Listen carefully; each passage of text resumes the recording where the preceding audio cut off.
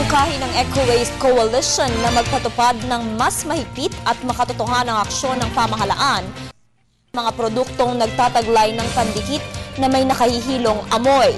Ayon sa coalition, laganap ang mga adik, partikular sa mga out-of-school youths, na sa pagsinghot ng mga produktong may aromatic solvents tulad ng adhesives, glues, sealants at iba pa. Dagdag pa nito na dapat din kasuhan ng pamahalaan ang mga kumpanya na gumagawa ng mga adhesive products na hindi tumutugon sa Dangerous Drugs Board Regulation No. 2 Series of 2009 kung saan addictive ang produkto sa oras na masinghot ang mga ito. Sa pagdiriwang ng World Health Day, isinulong ng Eco Waste Coalition ang pagtatanggal ng amoy sa aromatic solvents gaya ng mga produktong pandikit na nagbibigay ng masamang epekto sa kalusugan ng tao.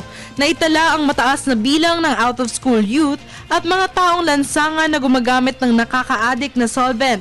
Madalas ito ay sa pamamagitan ng pagsinghot. Dahil dito, dapat ikampanya ng mga local government ang pagbawal ng mga ito sa mga kabataan. Ayon naman kay Eco Waste Coalition Project Protect Coordinator Tony Dizon, ang mga kumpanya na gumagamit ng mga pandikit ay dapat siguraduhing nagtataglay lamang ng contact cement products ng 5 at pababang porsyentong mustard oil.